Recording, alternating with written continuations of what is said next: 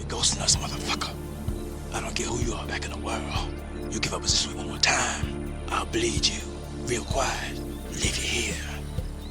Got that? Happy Halloween, ladies. Watch out for that first step. It's a doozy. Huh? Huh? I fucking love that guy. When I am gone, you will have never been. How do you get this information? It just comes to you. This stuff just flies through the air. They send this information out, and it's just beamed out all over the fucking place. You all have to do is know how to grab it. See how to grab it. Trevor? What is it? Trevor, are you all right? Yeah, I'm fine. Aren't you hungry? No, I'm okay. I'll eat a little bit later. I was gonna make us a nice dinner. Okay, whatever.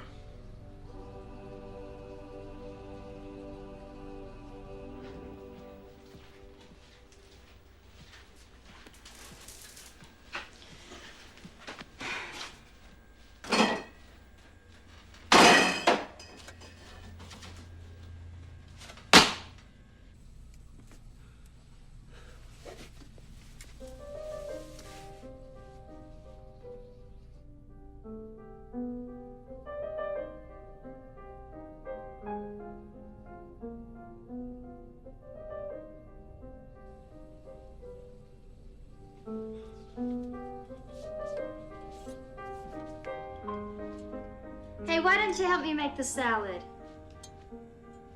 Okay, I'll be there in a minute.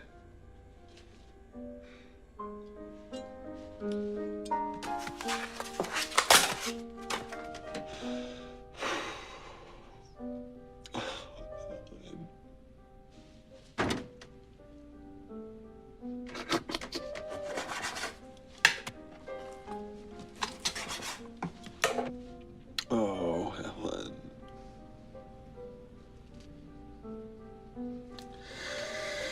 Helen.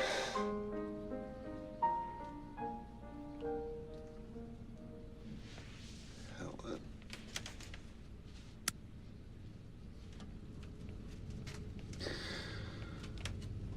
Helen. Ow.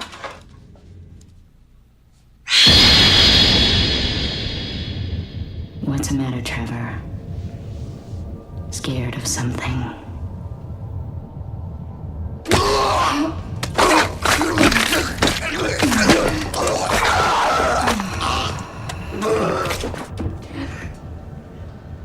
My God, Trevor?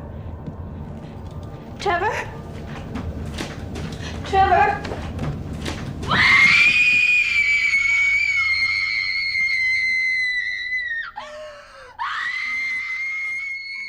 Bienvenue dans ce nouvel épisode de Second Couteau, le podcast des acteurs de premier plan.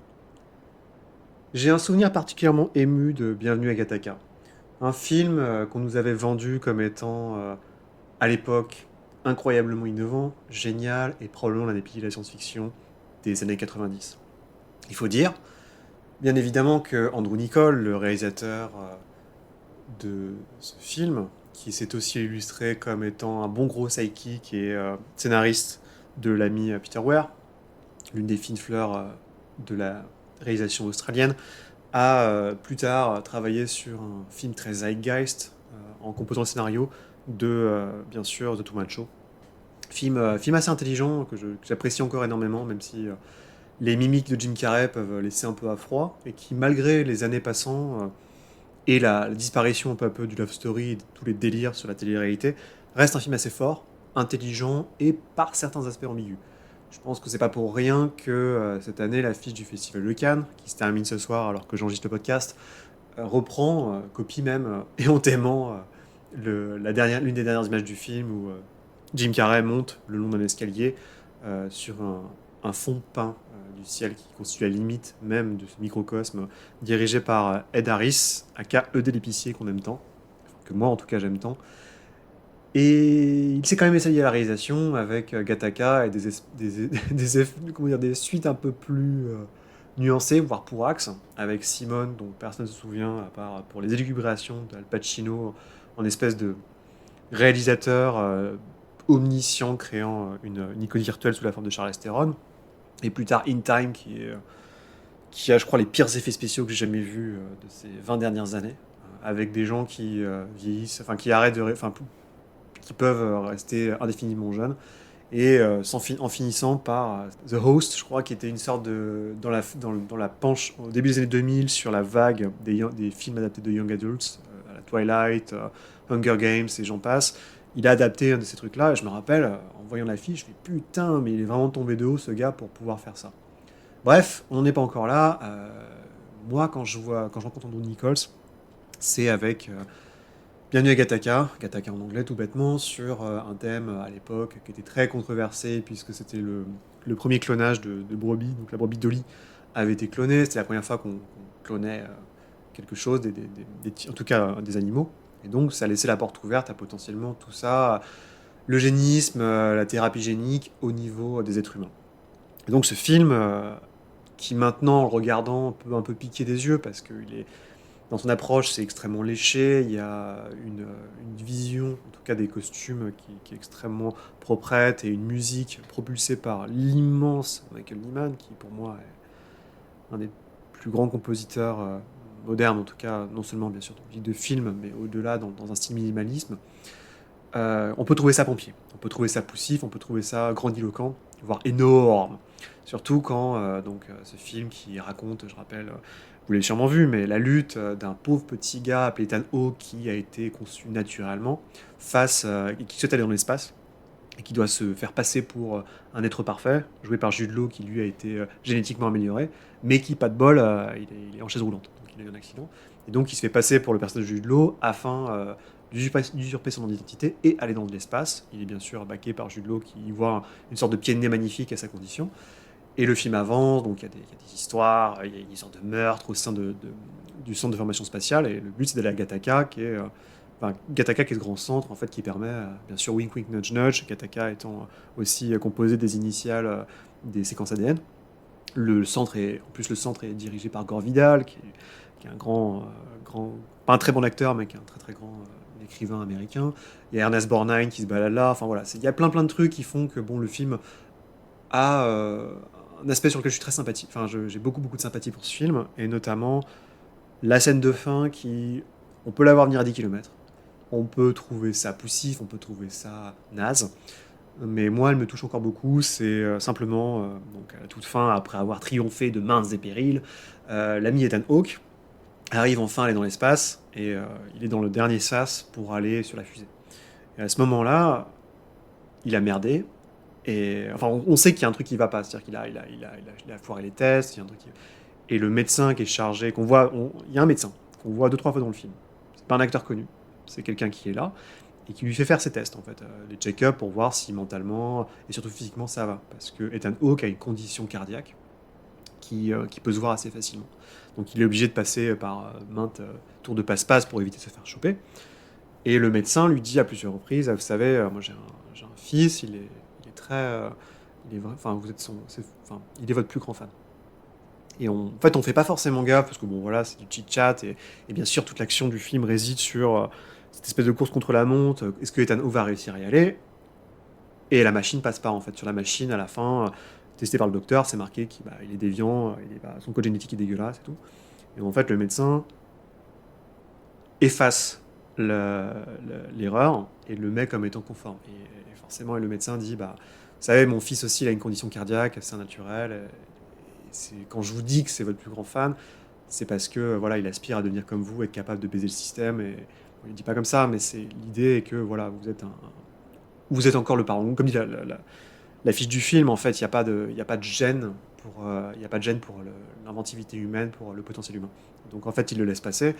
Et il y a cette scène, la dernière parole qu'il lui lance, en fait, la réplique, c'est You're gonna miss your flight, Vincent. Et donc il faut que vous y alliez, quoi. Et donc forcément, il y a la musique derrière de Nyman. Enfin, c'est vraiment un truc que je trouve très beau, qui m'a toujours énormément touché.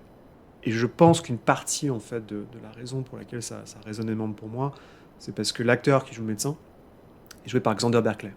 Xander Berkeley, c'est un acteur que vous avez vu dans énormément de films, mais qui n'est pas forcément connu, en fait. On connaît sa tête, mais on ne connaît pas forcément lui. Et du coup, ça marche extrêmement bien, parce que si ça avait été imaginons, ça aurait été Ernest Borgnine qui jouait le médecin, ça aurait pas du tout fait l'effet, parce qu'en fait, vous auriez vu Ernest Borgnine, vous auriez fait « Ah, ouais, tac, tac, boum, c'est Ernest Borgnine, ce bon vieux briscard », ou ça aurait été un mec connu, en fait, tout de suite, il y aurait eu un blocage sur le médecin. Alors que le fait qu'il soit joué par quelqu'un qu'on connaît, qu'on voit en arrière-plan sur quasiment beaucoup de films de la pop culture, comme vous allez voir dans cet épisode, rend le retournement de situation beaucoup plus subtil et amène, et renforce en fait l'idée des minorités, donc des tares génétiques, des gens qui sont pas parfaits, des gens qui sont pas beaux, des gens qui sont pas des stars de cinéma, qui vont réussir à court-circuiter le système et se faire passer comme ce médecin en fait, de manière inconnue pour aider Ethan dans sa quête. Je trouve que c'était vraiment très bien, une mise en abîme qui était vraiment super chouette et qui participe à cette scène qui est très baroque, très pompière, mais qui, moi, m'a énormément touché. Et c'est là, en fait, où j'ai commencé à m'intéresser vraiment à qui êtes-vous, enfin, Alexander, puisque Xander, c'est une contraction, rappelez-vous Buffy, né en 55, à Brooklyn, et qui a peu à peu fait ses marches dans l'industrie d'Hollywood, sous la forme d'un second couteau quasiment démiurge qu'on a vu partout, que vous connaissez sûrement, parce que les films dans lesquels il a joué, il y en a un paquet qui sont très connus de la pop culture. Et c'est quasiment à travers un voyage à pop culture qu'on va suivre l'itinéraire de Xander.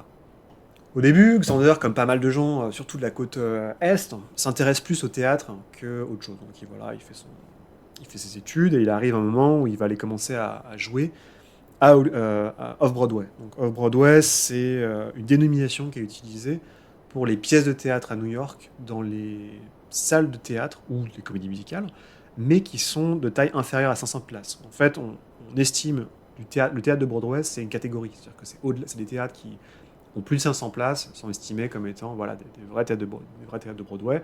Et c'est là où beaucoup de gens font leur carrière en général. Donc Off-Broadway, c'est plus... Soit vous n'êtes pas extrêmement connu, soit vous êtes sur un domaine qui est beaucoup plus artistique et consacré plutôt que vraiment un truc commercial. Donc lui, il va bosser là-dedans. En tout cas, en tant qu'acteur, parce que c'est très vite un métier qui le passionne. Et tout petit, en fait, il y a un truc assez marrant aussi, c'est qu'il se passionne pour l'habillage, les costumes et surtout le maquillage. C'est un gars qui va tomber très vite sur la Bible, en fait, enfant, du maquillage. Et il va avoir l'habitude, et ça pendant toute sa carrière, de faire lui-même son maquillage. Ce qui va être une sorte de petit atout, parce que déjà c'est pratique, parce qu'il va bosser sur des petites productions où il n'y a pas forcément la thune pour engager des maquilleurs. Et surtout, il va beaucoup aider d'autres personnes travaillant donc soit dans sa compagnie de théâtre, soit après au cinéma, en fait, d'autres acteurs pour lui filer un coup de main avec leur maquillage. Et 2-3 fois, en fait, ça va aussi l'aider pour certains castings. Donc il continue, il joue à Off-Broadway pendant ce temps-là. En fait, il bosse dans les 5 colleges. Donc les 5 colleges, c'est 5 universités du Connecticut qui sont liées sur un facteur historique, dans lequel il va commencer. Donc là, il travaille vraiment dans ces théâtres-là, notamment sur des trucs un peu techniques et notamment du maquillage. Il va faire la connaissance notamment de David Strathairn, qui est originaire de là, qui était en fait le copain d'une fille avec qui il bossait, et de trois personnes en fait comme ça, d'acteurs et de réals qui n'étaient pas encore extrêmement connus, puisqu'il y avait quand même ce shift extrêmement fort, et qui existe toujours d'ailleurs aux États-Unis, entre la côte Est et la côte Ouest, où la côte Est, en général, ça va être New York, ça va être le théâtre, ça va être Broadway, alors que la côte Ouest, c'est Hollywood. Et donc, c'est deux méthodes de pensée, de systèmes, en fait, très différents. Et c'est rigolo parce que Xander Berkeley n'a jamais réussi à s'y faire, et il a toujours, même si après, il a très rapidement, après sa période à Broadway, on va lui conseiller dès 81 en fait, d'aller à Hollywood pour faire un film qui devait être un carton, mais qui ne l'a pas été. Et il a gardé, en fait, donc il a un pied-à-terre à Hollywood, et il a un pied-à-terre dans le Maine. Donc il a plutôt bien réussi. Et il y a pas mal de gens, en fait, quand vous écoutez des podcasts, par exemple, je pensais notamment au podcast sur les Sopranos, qui est tenu par Michael Imperioli, qui est lui un acteur de théâtre, plutôt. Et il dit toujours, moi, vu que j'ai grandi à New York, en fait, les gens qui ont grandi à New York gardent un pied-à-terre à New York. Lui, il a une maison à New York, et il a une maison à Los Angeles, quoi, parce que forcément, le taf est aussi là-bas. Donc ils ont tendance à alterner. En 81, il est enfin casté pour un gros film hollywoodien qui s'appelle Mommy Dearest, Très chère maman, qui est un film culte, qui est devenu culte pour la performance notamment de Faye Dunaway. Il joue donc Joan Crawford, la très très grande actrice de l'âge d'or d'Hollywood, qui était en fait a priori une mégère, une dame complètement folle dans sa vie privée. Et ça vient du fait, en fait, c'est Mommy Dearest, c'est l'adaptation d'une biographie par sa fille adoptive, parce qu'en fait, c'est la fille de John Crawford, qui a écrit tout un bouquin en disant ma mère était psychotique, elle était horrible, et donc le film est une sorte d'exutoire complètement ouf, où Faye Dunaway, on pourrait s'attendre qu'il est quand même une grande actrice, mais qui commençait à être grave botoxée, et qui était aussi en mode... elle en faisait un peu des caisses, et le film, c'est une succession... En fait, c'est censé être un film tragique, un peu façon Les Malheurs de Sophie, sous les spotlights d'Hollywood, avec Joan Crawford, qui est censée être cette immense actrice qui peu à peu tombe en disgrâce, et en fait passe ses nerfs sur ses enfants, donc parce qu'elle a adopté un petit garçon et une petite fille. Et c'est une succession. C'est tellement grotesque, tellement énorme en fait, qu'on est. Enfin, par certains aspects, c'est une comédie, quoi. Tout le monde est mort de rire. Et il y a une scène où elle coupe les cheveux, enfin, elle rase le crâne quasiment de sa petite fille, elle a force à nettoyer sa salle de bain, enfin, c'est vraiment. C'est Princesse Sarah, quoi. Et Faye Dunaway en fait des tonnes. C'est impressionnant. Enfin, je vous conseille, si vous l'avez jamais vu, c'est que du bonheur. Enfin, ne serait-ce que pour la performance de Dunaway, le film a acquis un statut culte. Pas de bol, le film n'a pas du tout marché à l'époque, il s'est fait défoncer par les critiques. Et c'était le premier rôle en fait de Xander Berkeley, où son agent lui avait dit mais t'inquiète pas, ça va être super, tu vas voir, ça va lancer ta carrière. Et en fait, lui il jouait en fait il joue le petit garçon mais adulte, qu'il avait déjà quasiment 30 balais. Et la seule scène qu'il avait vraiment, c'était au début du film, il y a l'enterrement de John Crawford et il est face à un... il n'a jamais eu en fait la force de dire ce qu'il pensait à sa mère adoptive. Donc en fait, il est face au... Sa seule scène, c'est il est face au cercueil, quoi. Et en fait, une scène qui aurait dû prendre une petite demi-heure a duré 7 heures. Et il disait, et Berkeley disait à la fin, mais j'étais en mode pétage de câble, parce que ça faisait 7 heures, j'étais face à un putain de un foutu voilà, cercueil, et il se passait rien. Et alors, lui était habité au théâtre, où il y a des répétitions, puis après, boum, c'est parti. Et là, en fait, ça continuait à tourner. Et à la fin, au bout de 7 heures, enfin, tout est prêt, le réal lui dit, mais vas-y. Surtout, ne jouez pas. Et Berkeley à l'intérieur était là, mais qu'est-ce qu'il veut dire par ne jouez pas? Qu'est-ce que ça veut dire? Enfin, c'est n'importe quoi. Et donc, ce n'a pas été le tremplin attendu pour sa carrière. Toutefois, ça lui a permis peu à peu de gratter d'autres rôles, et notamment en fait de se faire connaître par un réalisateur un peu foufou anglais du nom de Alex Cox, qui est très connu dans les années 80 pour... En fait, c'est quelqu'un qui, à la base, venait plutôt du milieu de la musique. Il était très pote avec The Clash, par exemple, avec tout le groupe des Clash. Il bossait beaucoup avec Peter Gabriel. C'est un gars qui faisait des clips, mais qui avait plein d'intérêts divers. Et Peter Gabriel, justement, de temps en temps, venait le tanner sur les tournages pour qu'il vienne l'aider plus tard à faire ses clips. Donc ce gars un peu fou a pas fait beaucoup de films, en fait, parce que très vite, son plus connu, c'est Sid and Nancy, donc sur Sid Vicious. Et après, il a fait un autre film qui s'appelle... Il a fait 2-3 films, notamment Walker, Straight to Hell, et le dernier, c'était Repo Man, qui est un peu plus connu, avec Emilio Estevez, Harry Dean Stanton, qui est une histoire complètement folle. Mais en tout cas, sur Sid and Nancy, donc l'un de ses premiers en 81, il va récupérer Xander Berkeley, qui va jouer une sorte de camé complètement défoncé. Et le gars dit, mais t'as pas l'air, enfin, t'as l'air trop propre, en fait, pour jouer dans mon... Enfin, t'as pas une tête de junkie, t'as pas une tête de camé. Et en fait, Xander Berkeley, c'était un mec très clean, c'était Mr. Clean, et surtout, il fumait même pas. Donc en fait, ce qu'il a fait, c'est qu'il s'est complètement grimé avec son art du maquillage pour paraître vraiment complètement pâle et malsain et noir. Et après, il est parti en Angleterre pour faire le film. Et là, même s'il n'avait pas un grand rôle en fait là-dedans, parce que voilà, c'est quand même essentiellement le moment où Gary Oldman crève l'écran. Il a réussi en fait à se faire apprécier suffisamment par Alex Cox pour qu'il dise je t'aime bien, tu reviens sur mes prochains films. Donc sur Straight to Hell, qui est une sorte de film un peu polar, un peu débile, basé à Almeria en Espagne. Il a rencontré plein de... Il était un peu mode groupie, parce que Alex Cox avait toute cette ribambelle d'artistes anglais extrêmement connus autour de lui. Il y avait notamment, il a picolé avec les Pogs. Enfin, lui, il s'est vraiment bien marré.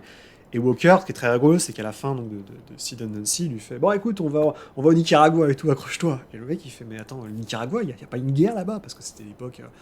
les années 80, des narcs, enfin c'était une horreur, quoi, avec les contrats, tout le monde s'entretue joyeusement. Il dit non mais t'inquiète pas, ça va bien se passer.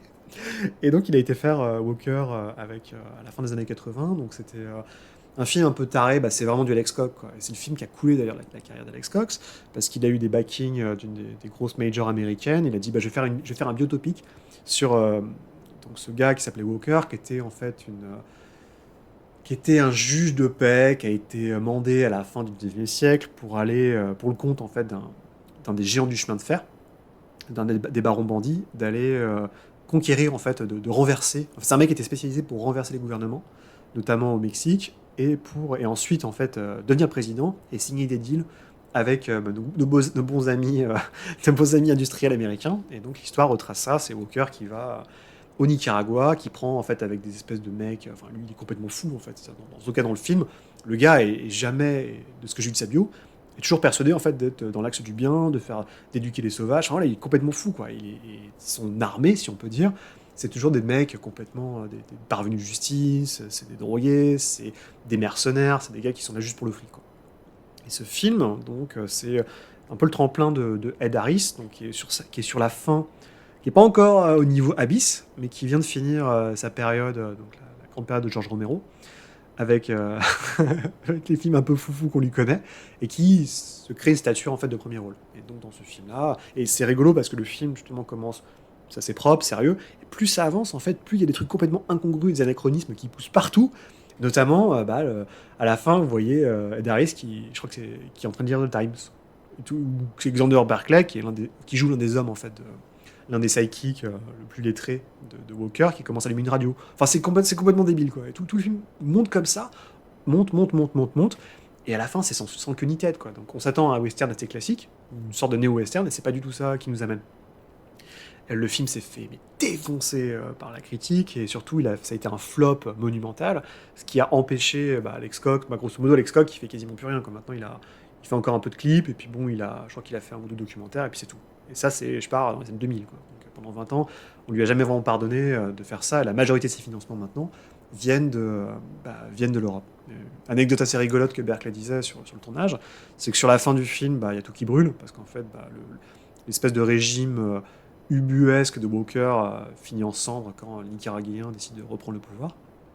Et il est dans un bâtiment en flammes, en fait. Et donc, Xander Berkeley n'était pas du tout assisté, il était en train de...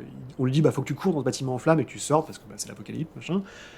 Et en fait, il voyait rien, il y avait la fumée partout, et il commence à courir, et il a failli, en fait, rentrer dans un mur, s'éclater la gueule, et il dit, la seule raison pour laquelle je suis encore en vie aujourd'hui, c'est parce que, au moment où j'ai tourné la tête, j'ai vu qu'il y avait Peter Gabriel dans l'assistance. Et j'ai fait, oh putain, c'est Peter Gabriel et tout. Il a commencé, donc il s'est ressaisi, puis il a arrêté de courir, et puis il est allé vers la foule. Parce qu'en fait, Peter Gabriel venait voir Alex Cox afin qu'il réalise son prochain film. Enfin, son prochain clip. Et voilà, donc c'était un peu l'instant débile dont il se souvient. Mais en tout cas, il s'est plutôt bien marré avec Alex Cox, même si, parce qu'il a travaillé sur 3 films avec lui, il a pu voir beaucoup de célébrités. Et ça lui a permis un petit peu de mettre son pied sur la porte, notamment d'être remarqué par un gars qui s'appelle David Nutter, un producteur de série dont on va reparler un petit peu plus tard, qui va lui assurer en fait après un petit peu un tremplin sur un autre versant de l'industrie, la télé.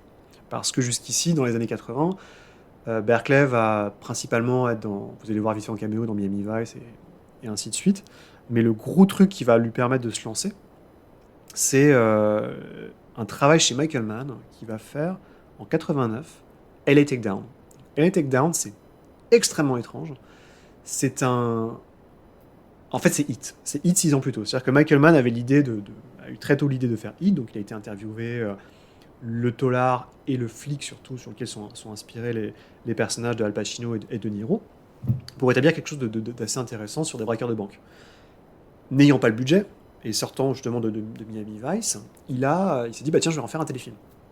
Donc le téléfilm, vous pouvez le voir sur YouTube, il est intégralement sur YouTube, et c'est incroyable. C'est le même film. Vous avez Glenn Scott, c'est des acteurs un peu moins connus, il y a Michael Rooker, qui vont jouer les mêmes rôles en fait que Pacino et De Niro. Et on est mort de rire parce qu'en fait on a l'impression que c'est un peu une version suédée de Hit, où les gars 6 ans avant les mêmes maniérismes que De Niro et Pacino. Enfin, ils en font des tonnes. Et bon, bien sûr les gunfights sont pas aussi impressionnantes. Mais tout est là. En fait, c'est exactement le même film, et je vous encourage fortement à le regarder parce que justement, les personnages vu que c'est un film aussi, enfin vu que c'est une série télé et qu'il y a moins de budget, il y a plus de travail sur la psychologie des personnages, ce qui amène des éléments pas dégueulasses, et notamment sur la caractérisation de Wayne Grow. Donc Wayne Grow, je rappelle, c'est le méchant de Hit. je suis un gros fan de Heat, comme vous le savez, une sorte de sociopathe avec une coupe de cheveux complètement aberrante, dont l'acteur en fait est déjà présent il joue un autre rôle que Wayne Grow, il est présent dans les Takedown, mais dans ce téléfilm, c'est Xander Berkeley qui joue Wayne Grow, et donc il le joue. Alors, c'est un peu bizarre parce qu'il n'a pas du tout le même physique que l'acteur qui va le jouer dans Heat, et c'est un mec qui est très grand, qui fait quasiment 2 mètres, il est un peu chauve, il a une barbichette, enfin, c'est un peu la grande asperge, quoi. Mais il le joue vraiment bien, il essaie d'en faire un petit peu à fond, il s'intéresse notamment même si c'est pas un acteur méthode, il va s'intéresser un petit peu à la psychologie de ces mecs-là, il va aller aider un de ses potes qui est dessinateur dans les tribunaux, donc il va voir un petit peu pour capter la physionomie de ces criminels, et il offre une performance qui est un peu bizarre, mais qui est pas dégueulasse. Et bizarrement, il va attirer l'attention de Michael Mann, qui va se prendre de sympathie pour lui, et qui pendant le tournage, à nombreuses reprises, va le prendre sous le bras et va dire « Ah, Xander Berkeley, t'es mon héros culturel !» Et sans jamais donner aucune explication, et donc Berkeley espérait que ça lui permette d'avoir une longue carrière en compagnie de Michael Mann, mais en fait, la seule fois où il a été rappelé, c'est pour Heat, où il joue en fait l'amant de la femme de Al Pacino, où ce qui s'est passé, c'est que Michael Mann l'a appelé 5 ans plus tard, en 94, il dit en fait, est-ce que ça te dirait de me rendre un service, j'ai besoin de rendre un petit service à Al Pacino, et tout. On a besoin de quelqu'un pour jouer l'amant de sa femme, et bien sûr, Berkeley, il dit bah ouais, bien sûr, j'ai envie de jouer avec De Niro, et bon, cette scène, elle est,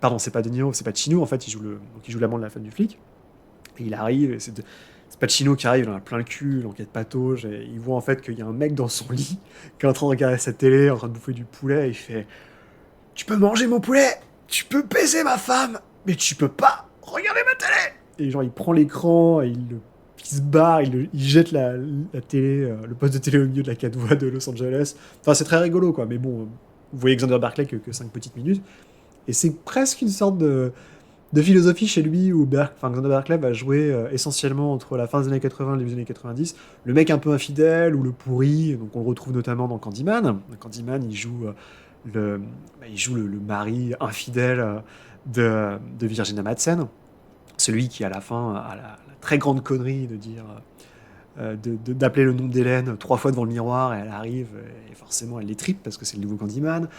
On le retrouve, et ça c'est le rôle peut-être le plus iconique, on le connaît tous, sans le connaître, c'est celui c'est pas ma mère, Todd, dans Terminator 2, où il joue le beau-père d'Edward Furlong, qui est un odieux connard, et qui se fait empaler par le T-1000 alors qu'il boit du lait. Enfin, il est là 5 minutes, mais en plus, il a énormément apprécié travailler avec Cameron. Il disait que Cameron était un mec extrêmement carré, où ça chie droit. Il disait s'il fallait que je parte, si je devais être recruté dans l'armée, j'espère que Cameron, ça serait mon général, quoi. Mais bon, il a pas vraiment joué dans d'autres petits rôles chez Cameron. Par contre, il a continué un petit peu à faire des petits films, des films indie. Donc, Gattaca, ça a été un peu le gros truc à la fin des années 90. Mais on le retrouve notamment dans les premiers films d'un réalisateur qui deviendra un peu la chérie des critiques, chez Todd Haynes, en fait. On le retrouve chez Todd Haynes dans l'un de ses premiers films, voire son premier film qui s'appelle Safe, qui était sorti en 95, qui était un film un peu foufou, qui reprenait en fait je crois que c'est une pièce de théâtre, où c'est l'un des premiers grands rôles en fait de Julianne Moore, qui joue une femme, elle le joue parfaitement, hein, c'est Julianne Moore, et qui joue cette femme au foyer, machin, un peu parfaite en Californie, puis un jour en fait elle tombe à moitié malade, en fait, elle a l'impression qu'il y a des bactéries ou que le sol est contaminé, et donc elle commence à se mettre elle se met une sorte de combinaison pour se balader, elle commence à vivre dans un igloo, et son mari en fait qui lui voit cette espèce de paranoïa délirante, galopante, grandir, en fait, joue le mari, Xander Berkeley joue un peu le mari pas vraiment attentif à ce qui se passe, mais en tout cas c'est assez rigolo parce qu'il joue généralement c'est un mec qui joue toujours les pourris ou les connards et tout, et là bon il joue un peu il n'a pas beaucoup de sympathie pour sa femme, mais il joue plus le straight man, quoi, le gars qui est censé être un peu la figure de rationalité, alors que Julianne Moore est en train de péter un plomb et que cette folie s'épand sur tout l'ensemble de ce magnifique petit lotissement dans la pure tradition américaine. À côté, on le retrouve chez Mike Figgis, notamment. Si vous avez vu Living Las Vegas, il a une toute petite scène où il insulte copieusement la magnifique Elizabeth Shue, de tous les noms. En fait, c'est un taxi odieux. Et Figgis le rappellera un peu plus tard pour faire un film qui s'appelle Time Code, qui était sorti en 2000, je crois, qui était un film gimmick avec Stellan Skarsgård, Salma Hayek notamment, et Jane Tripplehorn, où en fait le principe du film, c'est que c'était des gens qui bossaient dans le cinéma. Donc ils cherchaient à pitcher des films, ils cherchaient à se faire caster, enfin il y avait des acteurs, il y avait des scénaristes et tout. Et le film est divisé, en fait l'écran est divisé en 4. En fait. Donc vous avez 4 petites histoires qui ont lieu en même temps et qui peuvent s'intervertir selon les coups de téléphone. Et c'est que de l'impro. Le film est quasiment que de l'impro. Il a été tourné, je crois, en une journée. Donc voilà, c'était Figgis qui était un peu dans son mode expérimental. Et c'était un peu, il est sympa. C'est vraiment un film qui est assez cool à voir si vous êtes dans cette espèce de, si vous appréciez un peu l'impro. Et même si c'est un peu un film gimmick maintenant, parce que c'est vrai que c'est très horré des années 2000 avec les speed screens, l'espèce de multiples fils d'histoire.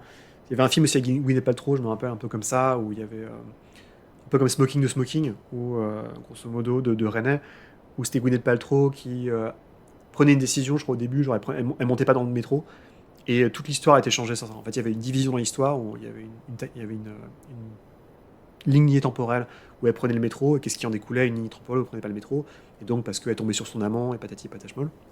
Donc voilà, Time Zone, c'était assez... Alexander Berkeley joue dedans, en fait, il a un rôle plus conséquent quand même que dans Living Las Vegas, mais il joue justement un mec qui essaie de pitcher un film, et bon, ça marche pas trop.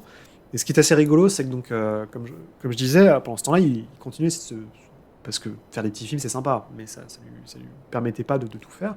Donc il va un peu changer son fusil d'épaule pour survivre à Hollywood, en continuant à faire de la télé, notamment rappelé donc, au début des années 90 par David Nutter, qui à ce moment-là était producteur des X-Files, qui est une série qui monte première saison, donc on est au début, et on dit est-ce que tu veux jouer, on a un petit rôle, c'est un pastiche de The Thing, donc probablement vous vous rappelez, c'est un des épisodes les plus connus en fait, de X-Files, en tout cas du début, où c'est dans une base en Antarctique, il y a Mulder et Scully qui arrivent, et il y a des scientifiques qui ont trouvé une sorte de parasite alien, et donc on ne sait pas qui est infecté, ils ont une espèce de glu noir dans l'oreille, donc il joue à des scientifiques, il y a aussi... comment elle s'appelle, Felicity Huffman, donc la femme de William H. Macy qui s'est fait pincer parce qu'elle a fait passer sa fille à Harvard alors qu'elle n'avait pas le droit. Enfin, il y a un procès complètement débile encore, qui n'était pas encore. Enfin, c'était avant Desperate Housewives, bien sûr. Et Nutter, en fait, il aime beaucoup. Il va le réengager des années plus tard sur une série que je trouve complètement conne. Mais bon, bref, de toute façon, c'est vraiment. Qui s'appelle The Mentalist, qui était une sorte de. C'est avec Simon Baker, qui est pas un mauvais acteur, mais bon, grosso modo, c'était le début de ces séries. Moi, ce que j'appelle les séries TF1, en fait.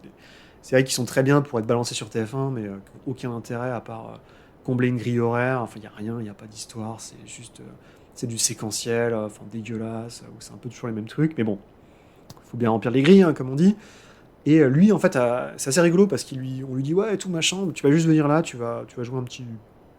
Le comic relief, quoi. Tu vas faire des blagues et tout, donc bon, ça va un peu chier. Et en fait, au bout de 2 saisons, il essaie de faire une histoire quand même, et il y a une némésis contre Simon Baker, et ça s'appelle John le Rouge, et en fait on le dit t'es pas un gentil shérif, c'est toi l'assassin, le psychopathe.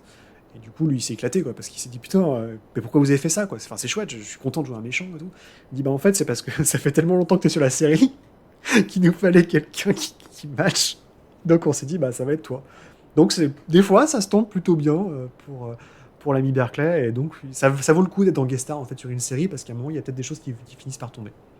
En parlant de série télé, le rôle peut-être qui, pour les gens de ma génération, allez, j'accuse mon âge, mais en tout cas qui ont vécu la fièvre 24 heures chrono, c'est bien sûr celui de George Mason, au début des années 2000, qui est le chef en fait de Jack Bauer. Donc en fait, pour replacer 24 rapidement, si vous ne l'avez jamais vu, ou si vous étiez trop jeune pour vous souvenir, 24 était une série un peu comme Time Code, qui était divisée en plusieurs cellules, où il y avait plein de trucs qui se passaient, et le gimmick c'était que ça se passait sur 1 heure. Alors officiellement, en fait, chaque épisode durait 45 minutes, mais c'était un peu splitté en heure par heure, et chaque saison durait 24 heures. Ça pétait de partout, et le gros truc de cette série, c'est que c'était impliqué sur un délire conservateur qui, au fur et à mesure des saisons, explosait. Il faut comprendre, c'est que la série a commencé en 2000, juste au moment où George Bush a été élu. 1 an après, vous avez les tours qui pètent. Donc il y a cette espèce de délire avec le Patriot Act, les conspirations, et en fait, 24 heures, qui est sur la Fox, offre une perspective complètement délirante et débile qui va l'opposer. En fait, c'est un 365 sur ce que proposait à l'époque le canon en fait de la série sur la Maison Blanche, à la Maison Blanche, avec Martin Sheen qui, elle, était vraiment la grande série avec des grands concepts pour les gens intelligents, par des gens intelligents, de gauche si possible. Et là, 24 heures, c'est ça. 24 heures, c'est complètement l'inverse, quoi. C'est des Cro-Magnons qui arrivent, qui dégomment tout. Et ça avance d'une débilité, mais transcendantale. Enfin, moi, je suis un grand fan de 24. Hein. Je soutiens pas la War on Terror, je soutiens pas tous ces délires, mais putain, c'est incroyable de se vautrer dans cette connerie. Et en fait, plus ça avance, plus c'est énorme. C'est-à-dire qu'au début, on peut encore penser que Jack Bauer est humain. Et très vite, en fait, c'est le Terminator, doublé du Punisher, doublé d'un super-héros. Et chaque saison, c'est grotesque et ça devient de plus en plus débile. Enfin, je me rappelle, il y a une saison, alors, pour vous résumer le truc, c'est très simple. Saison 4, on vous dit l'Amérique est sous le joug de la terreur. Il y a des attaques partout, il y a des terroristes partout, tout le monde a peur. Plus personne n'a confiance. Et ça commence, vous voyez juste un mec, forcément un petit peu arabisant, qui veut rentrer dans un bus, et le mec du bus ne le laisse pas passer. Enfin, il ouvre pas. Et donc le mec continue de frapper, il dit non mais fais-moi confiance, s'il te plaît, ne cède pas au racisme, ne cède pas à ça. Et puis bon, le mec est sympa quand même, c'est un vrai Américain blanc, il ouvre la porte, il laisse rentrer, le mec il fait merci et tout. Puis 5 minutes plus tard, Allah Akbar, et il se fait exploser dans le bus, quoi. Et tout est comme ça, en fait. Et encore, là, on est saison 4-5, quoi. Parce qu'il y a 7 saisons. La dernière saison, je vous raconte même pas, vous avez Michael Wincott qui joue une parodie de Julian Assange, qui est un gros fils de pute, quoi. Enfin, et tout est comme ça. Et en plus, il y a du guest star, mais il y a de la guest star, enfin, c'est où, quoi. Chaque saison, vous avez un nouveau méchant, qui est joué par un grand acteur. Donc vous avez Powers Booth, vous avez Dennis Hopper, c'est le méchant de la première saison, et à la fin, ça finit, je crois qu'il y a même John Voight qui joue le chef de la NRA, je crois, et le mec, on l'arrête plus, quoi. On l'arrête plus, chaque plan, il en fait des tonnes, le mec s'éclate. C'est génial, parce qu'en fait, on le voit s'éclater, nous, on s'éclate, on sait pas pourquoi, mais en tout cas, c'est vraiment complètement fandard. Et Berkeley, lui, a eu la chance, en fait, il a gravité sur les 2 premières saisons, donc c'était encore au début où la série n'était pas trop polarisante, où tout le monde appréciait le côté moderne de la mise en scène, que ça allait à 100 à l'heure. Et donc, il s'est forgé un petit peu son rôle, et il disait, en fait, la série, il s'attendait pas, en fait, au succès de la série. C'est-à-dire qu'il avait joué dans beaucoup de séries, mais souvent en guest star. Ou alors, il avait été en acteur régulier, mais sur des séries genre je crois que c'est Space Force, enfin, des trucs de SF un peu pourrax. Là, ça marchait, en fait. Et il a dit, on est allé au Japon, on est allé en France, on est allé à Londres. Il a ouvert une cérémonie en Angleterre. Enfin, il dit, on n'en revenait pas, quoi. Parce que pour nous, c'était business as usual. Tu refaisais une série, t'espérais que ça marche, et puis bon, c'était repris les saisons d'après, parfait. Et il a complètement explosé, en fait, sous les feux de la rampe avec ça. Ce qui lui a permis, donc, notamment, de rencontrer sa femme, puisque un traître va forcément se marier avec une traître. Donc il a épousé Sarah Clarke, qui était au début de la série, qui est la putain de traître, qui trahit Jack Bauer et qui assassine sa femme. Désolé, je vous spoil sur une série qui a 20 ans. Et lui, donc, dans la saison 2, George Mason, c'est complètement débile. Il y a une bombe atomique, ils sont dans un avion, il y a Jack Bauer et il y a George Mason. Et le mec, en fait, vous voyez, il est tout pâle et tout dégueulasse. D'ailleurs, c'est Berkeley qui a fait son propre maquillage pour montrer qu'il est irradié. Et il dit à Jack, non mais tout, je suis déjà irradié, je vais mourir, je vais me sacrifier, je vais envoyer l'avion avec la bombe nucléaire des méchants terroristes dans le désert, et toi, vas-y, sauve-toi, quoi. Donc le mec, il se fait exploser, il y a une bombe atomique qui pète dans le désert Mojave, on s'en fout, enfin c'est dans le désert, quoi. Et il y a Jack Bauer qui survit uniquement parce qu'il s'est planqué derrière un rocher, quoi. Donc on en est là, quoi, au niveau scénaristique, et on est qu'à la 2e saison, je vous rappelle qu'il y en a 7. Donc voilà, c'est tout ça pour vous dire, je vous encourage fortement. Je vous encourage quand même fortement à regarder 24 heures chrono si vous êtes capable d'éteindre le bouton que vous avez à la tête, de tout sentiment moral et de compassion pour les autres êtres humains, et de prendre ça comme ce que c'est, à savoir un gros dépouloir complètement con, sans jamais tomber vraiment dans le délire idéologique. Maintenant, il a presque, on le voit un petit peu de temps en temps dans les films, mais c'est assez rare. Il est surtout maintenant sur un terrain de série télé. Il a fait aussi beaucoup de doublage, comme je disais, notamment les dessins animés dans les années 90, avec, bien sûr, mon égérie Andrea Romano, donc la directrice des castings de tous les dessins animés d'ici, Disney. Enfin, donc on voyait dans Gargoyle, on voyait dans tous les trucs de super-héros avec des petits rôles. Notamment, il jouait Man-Bat, donc le docteur Kirk Langstrom. On lui avait dit, en fait, on t'a appelé pour jouer Dr. Kirk Langstrom parce que tu jouais déjà des docteurs dans Gattaca et dans ta série télé de SF du début des années 90. Donc, bon, pourquoi pas. Et il disait justement que Andrea Romano, pourtant il a joué avec pas mal de directeurs, il dit, c'est peut-être une directrice de casting, mais pour moi, c'est l'une de mes directrices, de metteurs en scène en fait préférées de tous les temps, quoi. Donc ça témoigne encore de son immense talent, de l'immense talent qu'elle pouvait avoir la directrice des castings de la Warner. Donc bah voilà, Berkeley après ça va partager son temps entre le Maine, Hollywood, il va refaire un petit peu de théâtre et se focaliser sur pas mal de petites séries télé à droite à gauche, enfin notamment Salem. On le voit sur, c'est pas des grosses séries télé, mais notamment il fait un peu le point avec le Canada. C'est-à-dire que lui et sa femme vont, le Canada étant l'endroit où la majorité des, notamment Toronto et Vancouver, là où les séries sont filmées plutôt qu'Hollywood, parce qu'il y a des bénéfices au niveau des impôts pour filmer là-bas. Il va continuer à faire ça tranquillement. Mais je trouve ça un peu dommage qu'après toutes ces années, il n'ait pas eu la possibilité en fait de refaire des petits caméos à droite à gauche dans ces films-là. Parce qu'à la fin des années 80, jusqu'au début du milieu 90, on le voyait partout. On le voyait dans Volte-Face, on le voyait dans Candyman, on le voyait dans Terminator. Et c'était toujours avec un plaisir certain que je voyais cette bonne bouille de Xander Berkeley, qui a toujours la même tête d'ailleurs. Bon, il est un peu plus blanc au niveau des cheveux, mais toujours un peu ce crâne un peu chauve, cette barbichette et ses yeux un peu pochés, avec un immense plaisir que j'ai pas du tout oublié, justement, que ça soit dans Gattaca ou dans des films un peu plus mineurs, le plaisir que j'ai à le voir. Dans Volte-Face, il est même pas nommé, je crois qu'il a même pas. On le voit 5 secondes au début dans le laboratoire de Nicolas Cage, et puis hop, il s'en va. Mais c'est pour mieux revenir dans d'autres films et dans un paquet de séries télé. À noter une chose assez chouette, un documentaire que je vous conseille fortement, dans lequel il est l'une des 8 personnes interviewées très longuement. C'est un film qui est sorti, c'est un docu qui est sorti en 2012, qui s'appelle That Guy Who Was in That Thing, qui en fait traite essentiellement des seconds couteaux.